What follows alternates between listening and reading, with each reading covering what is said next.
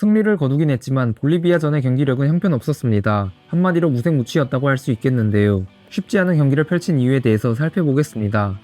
첫 번째는 후방 빌드업이 매끄럽지 못했기 때문입니다. 한 달 전에 있었던 브라질전 이야기를 잠깐 하겠습니다. 브라질은 굉장히 높은 위치에서부터 우리에게 압박을 가했습니다. 우리 선수들을 사이드로 몰면서 패스 미스를 유발했는데요.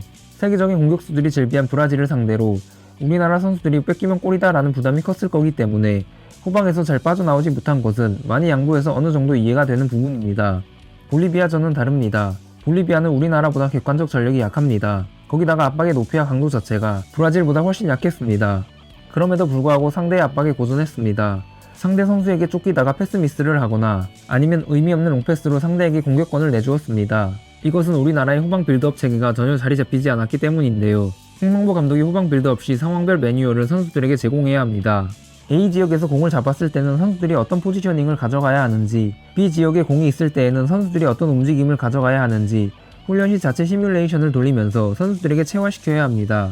감독의 잘못만은 아닌데요. 우리나라 선수들의 기본기가 너무 부족합니다. 상대의 압박을 빠져나오기 위해서는 원터치 패스를 잘해야 합니다. 상대가 타이트하게 붙기 전에 볼 처리를 해야 한다는 말인데요. 우리나라 선수들의 원터치 패스가 매우 부정확합니다.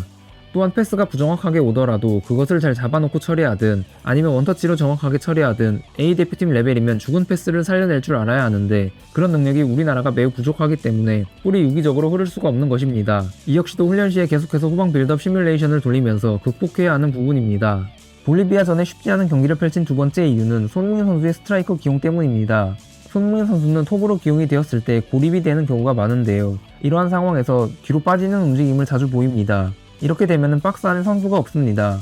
확률 높은 공격이 되려면 박스 안에 3명 정도의 공격수가 위치하는 것이 좋은데요. 우리나라는 손흥민 선수가 뒤로 빠지는 움직임을 자주 가져가기 때문에 한 명도 위치하지 않는 경우가 많습니다. 결국 골은 문전 앞에서 가장 많이 나온다는 것을 생각해 보았을 때 문전 앞에 공격수가 있어야 합니다. 그렇기 때문에 손흥민 선수를 스트라이커로 기용하기보다는 오영규 선수나 조규성 선수 같은 전문 스트라이커 자원을 톱으로 기용하는 것이 좋을 것으로 보입니다. 이렇게 되면 손흥민 선수와 황희찬 선수 중 한 명을 벤치로 돌려야 하는 상황이 발생하는데 아쉽지만 필연이라고 할 수 있겠습니다.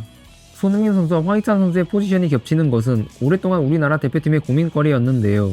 어떻게든 이 선수들을 동시 기용하기 위해 다양한 방법을 시도해 보았었습니다. 벤투 감독 시절에는 손흥민 선수와 황희찬 선수를 양쪽 날개에 세웠지만 오른쪽에서의 황희찬 선수의 파괴력이 왼쪽에 비해서 많이 떨어졌었습니다. 클린스만 감독 시절에는 손흥민 선수를 가운데에 놓고 황희찬 선수를 왼쪽에 두었는데요. 이때의 문제점은 이전의 선수들이 모두 볼터치를 많이 가져가는 스타일이다 보니까 볼이 돌아가지가 않았습니다. 템포가 다 죽어 볼을 간결하게 처리할 수 있는 패스의 필요성이 부각됐었습니다.